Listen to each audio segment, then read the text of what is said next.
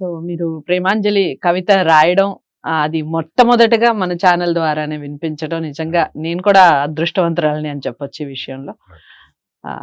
మీరు ఏదన్నా కవితలు 2-3 కవితలు చదివి వినిపిస్తే మేము ప్రేమాంజలి అనేటువంటిది ఒక దీర్ఘ కావ్యం అనమాట. ఓకే. అందులో మధ్య మధ్యలో కొన్ని వాక్యాలు అంటే కవితాత్మకం, అంత కవిత్వమే.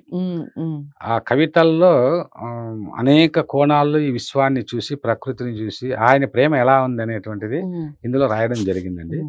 అందులో నుంచి ఒక కవిత కొన్ని చోట్ల ఏంటంటే, సాయి ప్రభు ఇక్కడ జీవితాలు విడాకుల కాగితాలుగా మారిపోతున్నాయి.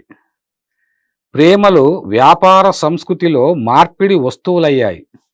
ఇప్పుడు ప్రేమలన్నీ ఒకప్పుడు ప్రేమలు లేవండి, అనుబంధాలు అవి లేవు. ఇప్పుడు అంత డబ్బు పైన ఆధారపడింది. అందుకే ప్రేమ పేరుతో కనిపించని హింస జరుగుతోంది. అదిగో ప్రభు అటువైపు చూడు, నా దేశ ప్రజల ముఖాలు ఎలా వాడిపోయాయో. గుండెల్లో ప్రేమను చంపుకొని పైకి ముఖాల్లో పూల నవ్వులు పులుముకొని ప్రేమతో జీవిస్తున్నట్టు నటిస్తున్నారు. ప్రభు వారిని క్షమించు, నిజమైన ప్రేమ అన్వేషించేలా వారి దృష్టిని మళ్లించు, అహంకార మమకారాలను వారి మనసుల నుండి తొలగించు, ఈర్ష అసూయ ద్వేషాగ్నుల్లో వారి హృదయ సుమాలు కమిలిపోకుండా చూడు, వారి మనోవికారాలను మనోమాలిన్యాలను దుర్బుద్ధిని తొలగించి పరిశుద్ధులుగా చేసి గుండెల నిండుగా పవిత్ర ప్రేమను నింపు. ప్రేమ రాహిత్యంతో నిజమైన ఆనందం పోగొట్టుకొని ఆస్తుల్లో, అంతస్తుల్లో, నగల్లో, పట్టు వస్త్రాల్లో, కార్లలో, ఏసీ గదుల్లో, పదవుల్లో, పెదవుల్లో, మధువుల్లో, మందుల్లో, విందుల్లో, పొందుల్లో, బాహ్య ప్రపంచంలోని విలువైన వస్తువుల్లో ఆనందం ఉందనుకొని నిన్ను మరిచిన ఈ అజ్ఞాన మానవుల్లో సత్యజ్ఞానం కలిగించు. అనిత్యమైన ఈ లోకంలో, దేహంలో, గేహంలో నిజమైన ఆనందం ప్రేమ కళ్ళ అని చెప్పు.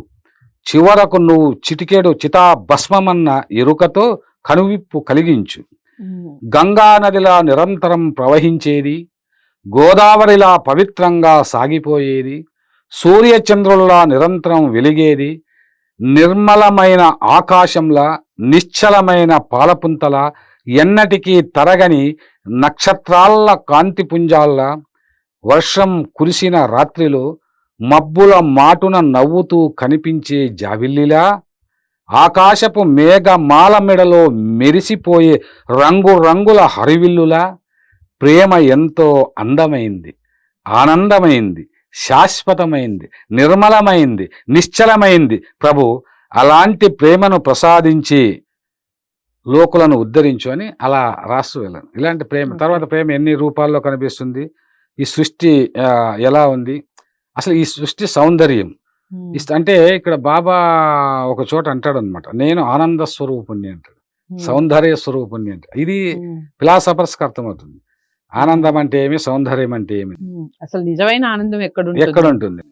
నిజమైన ఆనందం వస్తువుల్లో ఉందా, నీ భావనలో ఉందా అని ఫిలాసఫీలో ప్రశ్న ఉంది. ఇప్పుడు ఒక వస్తువులో ఉందా, నీ భావనలో ఉందా. అదేవిధంగా లోకేశ్వర, నీ సృష్టి ఎంత అందమైనది, ప్రేమలు పలు రకాల దృశ్యాలలోకి వంపిన నీ సృజనాత్మకత ఎంత ఆశ్చర్యకరం. చూడండి ఎన్ని రకాలు, అంటే పువ్వుల ఎదలపై వాలే తుమ్మెదల ఝూంకారంలో నీ ప్రేమ వినిపిస్తోంది. ఇప్పుడు పువ్వులు అలా అలాగో చూడండి, ఆ పువ్వుల పైన తుమ్మెదలు అలా అలా వాళ్తున్నాయి. అంటే ప్రేమ లేకపోతే వాటి మీద వాళ్ళు కదా, అది జూంకారం చేస్తూ ఉంటాయి. ఆ ఓంకారంలోనే ప్రేమ ఉంది, జూంకారంలో కూడా ప్రేమ ఉంది. కొండల గుండెల్లోంచి పెళ్ళుబికే జలపాతాల హోరులో నీ ప్రేమ రవలిస్తోంది. కొండలపై నుంచి అలా జలపాతం హోరం అంటూ ఉంటుంది. అది కూడా ఆ దృశ్యాన్ని చూసినప్పుడు అందులో కూడా బాబా నీ ప్రేమ ఉంది అంటాడు. పర్వతాల పై ఎదల పొదల మాటు నుంచి జాలువారే శిలయేటి వాగుల గలగలలలో, తూర్పు కొండల నుంచి పడమటి వైపు వీచే సంధ్యా సమీరాల చల్లదనాలలో నీ ప్రేమ పల్లవిస్తోంది. చల్లని గాలి హాయినిస్తుంది. మన గాలి హాయినిస్తుంది అంటే ప్రేమనిస్తుంది అనే కదా అర్థం. అలా వసంతయామినులలో చెట్ల కొమ్మలపై నుండి రాలే పుప్పొరుల గుమగుమలలో నీ ప్రేమ గుబాలిస్తుంది. వెన్నెల రాత్రుల్లో దూర తీరాలలో వినిపించే చకోర పక్షుల కంఠస్వరాలలో నీ ప్రేమ రవళిస్తోంది. వన మయూరాల నృత్యాల్లో, లేడి పిల్లల బెదురు చూపుల్లో, కుందేళ్ల కుప్పిగంతుల్లో, సరస్సుల్లో ఒంటికాలిపై తపస్సు చేస్తున్న కొంగల నిమీలిత లోచనాల్లో, ఎలమావి చిగురుల గుసగుసల్లో, వగరు చిగురులు తిన్న గండు కోయిలల కల కూజితాల్లో ప్రభు నీ ప్రేమ పల్లవిస్తోంది. అంతటా నీ ప్రేమ వర్షిస్తోంది. నాకు తులసీ దళం లాంటి పవిత్ర ప్రేమ కావాలి, కాసింత ప్రసాదించు ప్రభు, కనికరించు తండ్రి. ఇలా మొత్తం ప్రకృతిని వర్ణిస్తూ ఆయన ప్రేమ ఎన్ని రూపాల్లో ఉందనేటువంటి విషయాలన్నీ ఈ ప్రేమాంజలి కావ్యంలో రాశాను. ఎప్పుడు ఎప్పుడు రిలీజ్ చేయబోతున్నారు సార్? ఇది 2013లో రిలీజ్ చేశాను మేడం. బట్ రెండో ప్రింటింగ్ వస్తాను, రెండో ముద్రణ. అప్పుడు చాలా మందికి అది పంచాము. తర్వాత అంటే ఎప్పుడు ఏది రాస్తాను అప్పుడు అది ఎప్పుడు ఏది రిలీజ్ చేయాలి, అది బాబా పర్మిషన్ లేకుండా కాదు. దానిని చాలా పాటలు ఎన్నో ఏళ్ల క్రితం అది రాశాను అంతే. అది ఎప్పుడో అనుకోకుండా అది అలా వచ్చేస్తుంది. అది సినిమాల్లో కావచ్చు, సీరియల్లో కావచ్చు, అలా ఇంకా వేరే ఛానల్లో కావచ్చు, అలా వచ్చేస్తుంటాయి. కానీ ఇది ఎప్పుడు నేను రాశాను, అది మన చేతిలో ఏముండదు. బాబాకు సంబంధించిన విషయాల్లో మన చేతుల్లో ఏమి ఉండదు అనమాట.